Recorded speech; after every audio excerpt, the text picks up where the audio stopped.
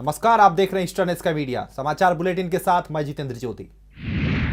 65 साल पुरानी योजना आयोग को भंग करने की कवायद तेज हो गई है। इस मुद्दे पर रविवार को प्रधानमंत्री नरेंद्र मोदी की सभी राज्यों के मुख्यमंत्रियों के साथ बैठक हुई। इस बैठक में अरुणाचल प्रदेश के मुख्यमंत्री नाबाम तुकी भी मौजूद थे। बैठक के बाद मुख्यमंत्री नाबाम तुकी ने कहा कि योजना आयोग ने आज तक देश के लिए बहुत काम किए, लेकिन योजना आयोग को और भी मजबूत की जरूरत है। नाबाम तुकी ने यह भी कहा कि अगर योजना आयोग की जगह कोई और एसोसिएशन भी बनाई जाती है तो उसका सहयोग करेंगे। बता दें कि स्वतंत्रता दिवस के मौके पर प्रधानमंत्री नरेंद्र मोदी ने कहा था कि योजना आयोग अपनी प्रासंगिकता खो चुका है और नई संस्था की जरूरत है। तब से ही सरकार योजना आयोग के विकल्पों पर काम कर रही है। हमारा अपना व्यू को दिया है कि योजना आयोग को रखना नहीं रखना तो वो तो केंद्र सरकार फैसला करेगा। मेरा तरफ से वही कहा कि जो योजना आयोग इतना साल से काम किया है देश के लिए, कोई अच्छा काम किया है और उसको और भी मजबूत किया जा सकता है। और उसका बदले में अगर कोई दूसरा और इंस्टीट्यूशन बनाना है तो नेशनल इंटरेस्ट के लिए, स्टेट इंटरेस्ट के लिए जो भी अच्छा बनेगा उसको हम सपोर्ट करने के लिए बोला है। दिल्ली के संत थॉमस स्कूल में शनिवार को राष्ट्रीय ईसाई महासंघ के द्वारा स्वेरिंग इन सेरेमनी का आयोजन किया गया, जिसमें दिल्ली और एनसीआर के ईसाई समुदाय के लोगों ने हिस्सा लिया। इस अवसर पर मध्य प्रदेश ईसाई महासंघ के राष्ट्रीय अध्यक्ष सुजीत विलियम्स ने कहा कि राष्ट्रीय ईसाई महासंघ का उद्देश्य है कि ईसाई धर्म के लोगों को एक मंच पर लाया जाए और उनकी परेशानियों का हल निकाला जाए। वहीं नॉर्थ ईस्ट से आए एक सामाजिक कार्यकर्ता ने कहा कि ईसाई समुदाय के लोग बहुत परेशानियों से जूझ रहे हैं और इसी कारण राष्ट्रीय ईसाई महासंघ सभी को एक साथ लाने के लिए पुरजोर कोशिश कर रहा है। इसके साथ ही समारोह में आम आदमी पार्टी से विधायक मदन लाल भी मौजूद थे। उन्होंने कहा कि समाज में जाति के नाम पर भेदभाव नहीं होना चाहिए। साथ ही उन्होंने केंद्र सरकार पर हमला बोलते हुए कहा कि सरकार ईसाई समुदाय को सुरक्षित महसूस करवाने के लिए कोई कदम नहीं उठा रही। देखिए, मैं जाति और धर्म और इनमें विश्वास नहीं रखता, ना हमारी पार्टी रखती है। हम हमेशा सबकी अपना जो सबको लेकर चलने की बात है उसमें करते हैं और भाईचारे की बात करते हैं। और जो रिसेंट जो हरकत हुई है ईसाई समुदाय के खिलाफ, हम उसकी जोरदार भर्त्सना करते हैं, निंदा करते हैं और समाज से अपील करते हैं कि वो अपने सभी भाइयों के साथ, सभी जितने समाज में लोग हैं, सबके साथ प्यार और मोहब्बत का एक ऐसा वातावरण बनाएं जहां हम केवल प्रोग्रेस की सोचें और जाति पाति और धर्म के नाम पर लोगों को न तोड़ें। देखिए इन्होंने बिल्कुल कुछ इनिशिएटिव नहीं लिया है और ना ही इसके बारे में उचित कोई कार्रवाई अब तक करके सामने आई है, क्योंकि अगर इनका ज़्यादा ध्यान होता तो बहुत जल्द वो लोग भी पकड़े जाते जिन्होंने ये घटना घटाई है और समाज में वैमनस्यता पैदा की है, जिसके लिए मैं जिन लोगों ने भी किया उनका घोर निंदा करता हूं और उम्मीद करता हूं प्रशासन से कि वो बहुत जल्दी उनको एक्शन लेना चाहिए। और जो समाज में, खासकर ईसाई समाज में जो इस समय भय व्याप्त है, उस भय को ख़त्म करना बहुत ज़रूरी है।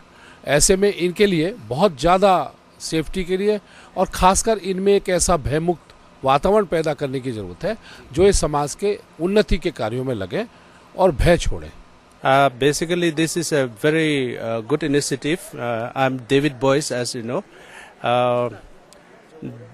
This initiative of Rashtriya Isai Mahasangh is the aims and objective is to come together. All Christian communities comes together and form a society that can help our Christian brothers and sisters who are in trouble, and also support the nation building in whatever way we can do that. Till now, Christian communities have been suffering quite a lot from being a minority community. We have been persecuted in many instances, and therefore we wanted to do something for our people who are suffering in this line.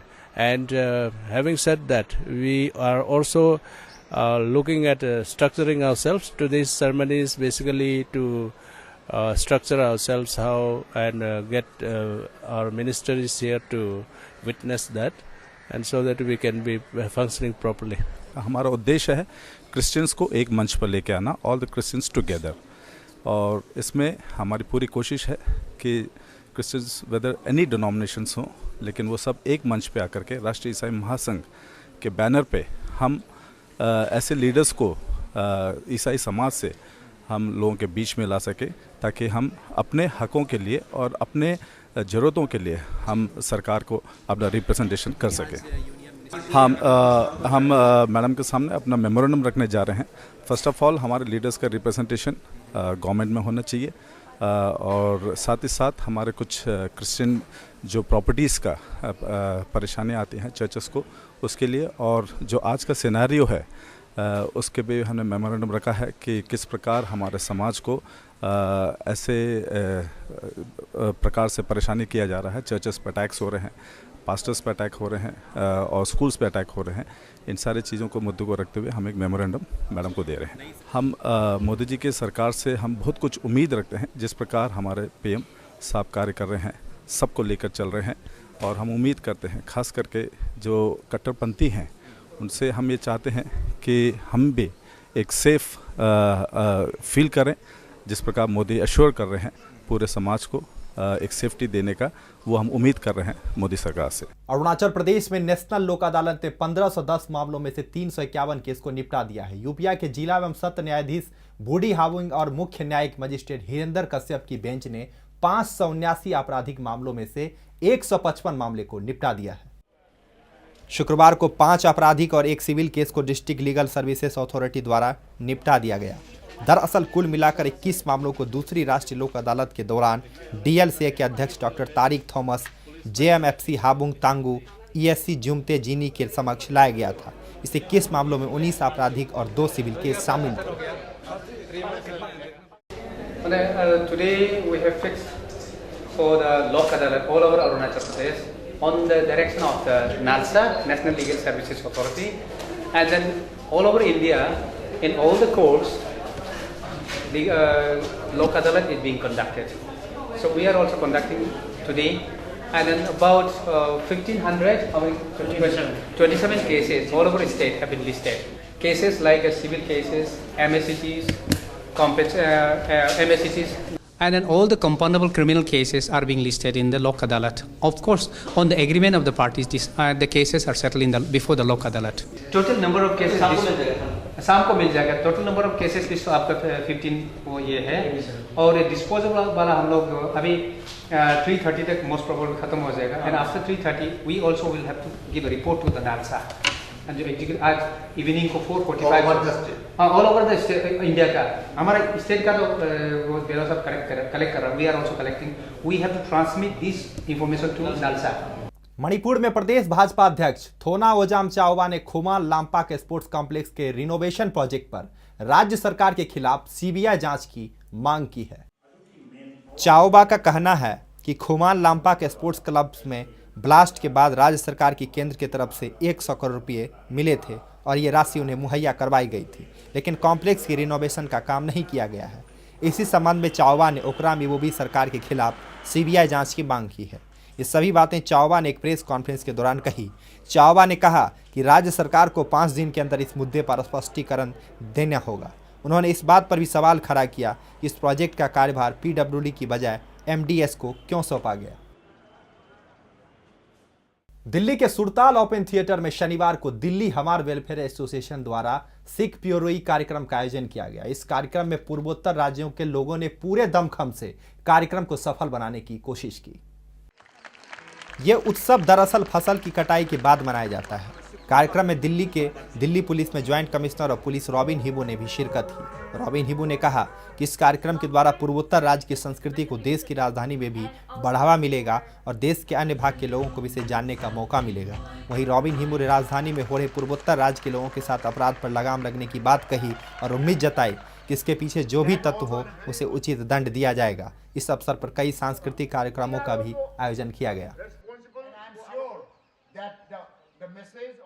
देखो, festival ये कि खुशी का मौसम है कि जब वो हमारा उस जो नोटिस में जब धान काटने के बाद में जो खुशियां जो महसूस होते हैं, हम घर के बाहर भी क्यों ना हो, लेकिन हम आपको घर को हम नहीं भूला है। तो ये मार कम्युनिटी वाला दिल्ली में बहुत उनका संख्या बहुत ज़्यादा है और सारा हिंदुस्तान में आज मना रहे हैं।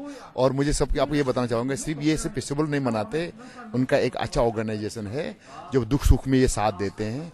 उसके बाद में उनका अच्छा स्पोर्ट्स क्लब है। अभी भी north east Thomson football club में दोबारा चैंपियन बने हैं, इस बार भी जीते हैं।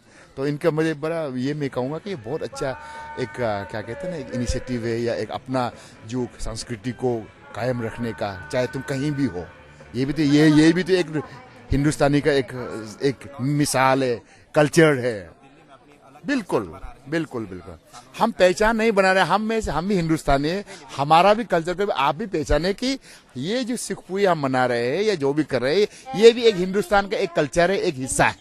देखो दिल्ली पुलिस, देखो क्राइम कहीं भी हो, कहीं ना कहीं तो होता है, डेट में मानता हूँ, लेकिन एक बात है, कहीं भी होने से भी हम अपना दिल्ली पुलिस अपना कायम में सक्षम है। 1093 है, स्पेशल यूनिट है, सारे वगैरह है, प्लस दिल्ली पुलिस रिप्रेजेंटेटिव का हम सारे स्टेट से 5, 7, 8 आदमी हम ऑलरेडी हमने उसको नॉमिनेट करके जो है ट्रेनिंग दिया हुआ है, तो दुख सुख में हमें साथ दे रहा है, बिल्कुल कर रहा है। और उसमें अभी आपको पता है SOP भी बना हुआ है, नोडल ऑफिसर IGP रैंक बना, और मैं वही नोडल ऑफिसर हूँ, और अपना ही आदमी का जो वहाँ आने वाला में से DCP है और स्पेशल यूनिट पर नॉर्थ ईस्ट रीजन है, वही केस को उनको मॉनिटर किया जा रहा है। और इससे अच्छा क्या हो सकता है, और हर एक महीने में मिलते हैं। और हाँ, दुख के बाद हम अपने फेसबुक खोले हैं, उसमें से 12 लाख से करीब 6 महीने में सारा हिंदुस्तान से जो दिल्ली पुलिस से जुड़े हुए हैं। अरुणाचल प्रदेश के निर्जुली में निगला निसान ऑटोमोबाइल ने शनिवार को 1 साल पूरे होने पर अपना समारोह आयोजन किया। समारोह में यूपिया के जिला परिवहन अधिकारी तेची ताकाप, निसान मोटर्स के रीजनल मैनेजर मुदित गुप्ता, जनरल मैनेजर बापी मजूमदार और छात्र मौजूद थे। मुख्य अतिथि के तौर पर मौजूद तेची ताकाप ने समारोह को संबोधित करते हुए कहा कि ग्राहक की संतुष्टि ही किसी भी व्यवसाय के लिए सफलता की कुंजी है। इसके साथ ही तेची ताकाप ने प्रेजेंटेशन के जरिए कंपनी की उपलब्धियों के बारे में भी बताया। समारोह में कुछ प्रतियोगिताएं भी रखी गई थी, जिसके लिए छात्रों को सम्मानित किया गया। We started the sales in November 2013, and within 1 year of short span, we have got more than 3,000 inquiries from all the customers, and we have got more than 500 happy customers with us. So, which itself is a indication of how our dealership and how Nissan is committed to Arunachal Pradesh, how Nissan is committed to the entire Northeast, and we have a lot more good plans for in future also. We are going to bring a lot more models in future. So let's continue to be with Nissan family and bring more and more your family, friends and relatives to the Nissan products and ask them to experience the Nissan products. That would be my request to all of you.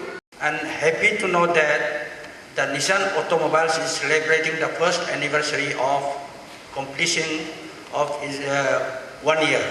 I will suggest the Nissan Automobiles Private Limited and his team that you should have the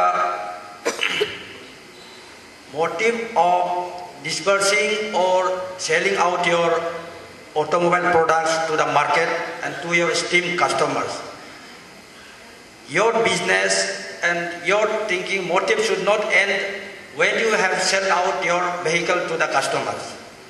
But you should have the preference and given the chances of giving them the good services. As the vehicle moves on the road, and especially in Arunachal Pradesh, our roads are not that up to the expectation of the other parts of the country. Less our states' roads are bad. Consequently, maintenance of vehicles arises. Thereafter, delivering a vehicle is not a big thing, but how to maintain and how to give a customer satisfaction, it should be your first priority to your esteemed customers. And this is my humble appeal to the Nissan Automobile team to serve the people of Arunachal and to serve your esteemed customers. आज के अंक में फिलहाल इतना ही। नमस्कार।